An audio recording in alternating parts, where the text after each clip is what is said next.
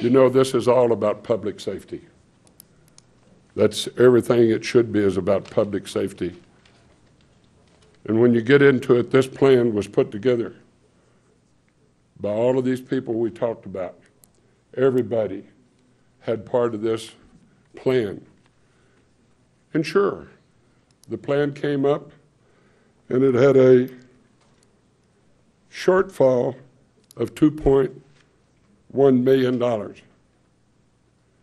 But there's a way to cover that 2.1, and it was presented to the county commissioners that all they had to do, Truckee Meadows Fuel Management Program, they haven't used it for 2 years, and they got $250,000 in there. We'll take 200 of that. It still leaves them 50. They're not even using the program. Capital projects, they said it's going to bust them. Take 575 out of the 650 they have. They already have 5.8 million in there. 5.8 million. Take 550 out, 575 out of the capital funds project allocation. They have 250, you take 200 out of that, and they still have 50. Workers' compensation, they have 4.8 million in that. Take 500,000 of that, and it still leaves them with 700,000. The contingencies, general fund, they have 6 million. They take 272 out of that, they'd still have funds, plenty for that. Employee payout for sick, they have 350 in there. Take that, cut that, but keep putting it in, but in a smaller amount. They've already got big reserves.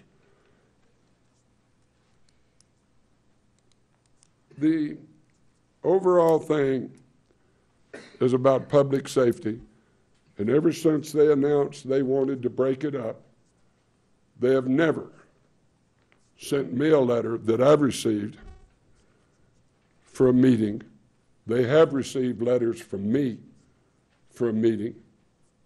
They finally agreed yesterday to have a meeting on April the 2nd. But they wanted to throw it into a meeting where we have the school board and we have the city of Sparks. They're not interested in this. So now we're going to have that meeting, but it's going to be held at the end of the meeting where we can talk about it. You know, I just got a letter this morning from an individual I haven't seen in years until I went to a meeting over in Hidden Valley the other night. And I made a reacquaintance with an individual I probably hadn't seen in 30 years. And he's apologizing because the Hidden Valley homeowners association didn't want to talk to us. But this Friday night, we're going to ask all the residents to come meet with us at the Hidden Valley Country Club so we can explain what's going on. We've asked them for their staffing. We've asked them to work with us. Oh, we're working on that. Just recently in these meetings, I asked, what's your plan B if it doesn't work? Well, we're working on that. Ladies and gentlemen, we only have, 90, 120 days? This is ridiculous to put people's lives. And the letter I received last Wednesday is despicable, wanting to use employees as trade bait. That's despicable. I can't believe they ever sent a letter to me that way, wanting to use employees, benefits, and things as a bargaining chip. That'll never happen while I'm here. You're not going to use people's lives, whereas if we have to lay off 80, that affects 320 people. You're not going to bargain with me on their lives. We're going to work with them. We're going to try to do what we can. In the last 6 years, the Reno Fire Department has helped my wife recover from some serious heart conditions by responding when I called 911. Thanks, Bob. Don't give up on us. That's from a citizen over in Hidden Valley. I just received that this morning. I haven't asked his permission if I could use his name, but it was really nice to receive that. My council has no axe to grind. We want to do what's best for the community. That's why we merged. That's why we merged 10 or 12 years ago, whatever it is. That's why we've saved $40 to $45 million. $40 to $45 million. There's got to be a little bit if there's something wrong. And it is, because they took over from the Division of Forestry, the Sierra Fire District. And so we want to bring Sierra Fire in. Under the agreement these people all put together, Sierra Fire would come in. Stations would be open, 4-man crews. We would follow all of the OSHA rules. Because you send 3 over, 1 can't go in the house by himself unless there's a human in there. Every 1 minute, that fire spreads that much more. And in 3 or 4 minutes waiting for another truck, that house is gone. But they have used some false assumptions to put this together. It's time we quit playing with people's lives and the safety in this community and sit down and work this out. If they have financial problems, which it looks like because of what they want to move around, I've taken over 9 troubled hotel casinos in my life, and every time I've taken them over and got into them and found people playing shell games, moving money from this category to this category to that category, shows me they're in financial trouble. And if you look back at the $120 million that I told you about that they've wasted over the last 3 or 4 years with Ballardini Ranch, Incline Village, the water company, where they wouldn't merge with Truckee. You look at all those things and add them up, it'll come over $100 million. But I don't like doing this in the news media. I'd rather sit across the table and be nose to nose. But I'm getting tired of people slamming the city of Reno over things. We have a financial problem with bonds, absolutely, not dodging it. But those are revenue bonds. They're not guaranteed by the general fund of the city. Those are revenue bonds. And those people are working with us. Our bond obligations that we have that are general fund, we're paying those. But we need to sit down and work this out because of the safety of the community as a whole. Years ago, 10 years ago, our former leaders had the sense to realize it was about public safety. And I don't understand what Washoe County's doing, and I look forward to meeting with them on April the 2nd. Now I'm going to wrap up, and we're going to take questions or get into anything you want to talk about. But thank y'all again for being here. I felt this was very important to call because of some of the misinformation that I've been reading. I know somebody's going to challenge what I've said or these other people have said, but I want to tell you something. This was not a 731. This was not a union deal. This was a deal put together by community leaders from the for Washoe County and the city of Reno, and it saves them money and it increases their revenues, their reserves by $1.7 million. Most importantly, I think what we're missing in the whole scheme of things is that WC2 overwhelmingly was supported by voters and taxpayers. They want to see more consolidation, not less, and that is why I've been opposed to this since the beginning. This is a success story. It has, and the way we framed that question when we went out to the voters was, if we could prove to you that we could be as efficient or even better and not raise your taxes, would you agree to more regionalization and consolidation of services? Overwhelming support of that. I mean, it is pretty much a no-brainer, and that's why I have not supported this, because this is a step backwards. This is something that works. It has some sustainability issues. Guess what? Every one of our funds have sustainability issues.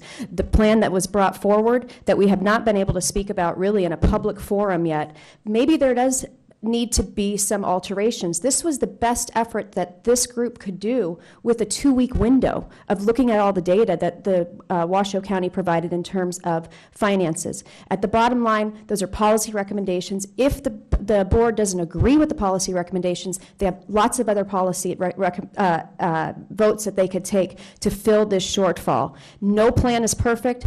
All things are projected on property tax increases that we are hoping for and, rubbing crystals together and beating on our garbage cans upside down to try to change the energy here, but so are the projections that we're looking at the Board of County Commissioners as well, with a lot more assumptions, assuming that collective bargaining units in binding arbitration with the ability to say no, assuming that they will take a pay cut, assuming they will agree to go 3-person crew.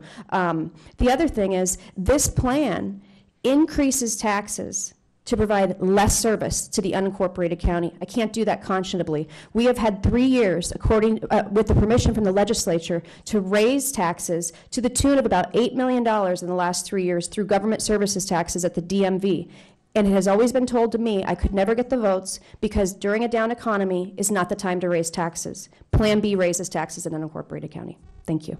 And excuse me, I want to make clear one thing when she says that the plan calls to raise taxes. The plan these individuals put together doesn't call for a tax increase. What the county does calls for a tax increase. That's correct. And no, the way that it was presented to me and stuff like this and what they were doing, no, I didn't see any problem with calling this. After I read the editorial or your turn column from Mr. Larkin and the false assumptions put in there, I felt this was very important. If I would have known about Mr. Latipow's secret thing that he's laced Sioux Falls, then maybe I would have looked at something different. But I didn't know about his until I called this press conference, and I still think it was worthwhile and very important to do. One other thing that's been brought up by the other commissioners is that they've accused this to be a union plan. The union has agreed, 730 has agreed because it's law. If we can put together a joint powers agreement, all contracts are open and all contracts are under the terms of negotiation. So this is actually a quicker way if there are efficiencies to be built in, and every single firefighter from leadership on down don't want to see layoffs, and they recognize that we need to get to be more sustainable. So I have every bit of faith that we could negotiate and come up with better contracts that are fair to the firefighters, keep people employed at a time that we can't lose any more families and homes into foreclosures because the main breadwinner is gone, as well as recognizing the time that we're in and looking forward to enhanced property tax values and maybe a trigger point in these contracts. So it has never been about that, and I do want to clear that up for the press as well. Thank you. We were very, very happy and proud to be asked to participate in this unique workshop. Our goal has always been very simple. It continues to be the same goal. We have, through this consolidated fire service over the last 11.5 years, provided one of the finest, if not the finest, systems to the citizens of Reno and the Washoe County. We wish to continue that service level. We wish to include our brothers and sisters who are working at Sierra Fire. We work in a system which does not, as you've heard, have boundaries, does not have bars to service to the community, gets the closest fire engine, the closest service to the community in a financially responsible way so that the governing agencies are properly reimbursed. But our service is always to the community. And as you've heard the mayor say, we do support that if, unfortunately, we continue down the path of separation, rest assured that the citizens of Reno proper will continue to receive that level of service from their firefighters. But we are trying to come up with a reasonable plan, a reasonable, sustainable plan that provides that service to all of the residents of Truckee Meadows and Reno. And this is, I believe, what this plan was intended for. I believe it would do it. My association's in full support of it. It does need to be worked out. It was a short period of time, as you've heard say, and there are certainly some things that need to be adjusted. My association stands ready to work with all of the parties to work out those kinks if we can take a step forward. Thank you.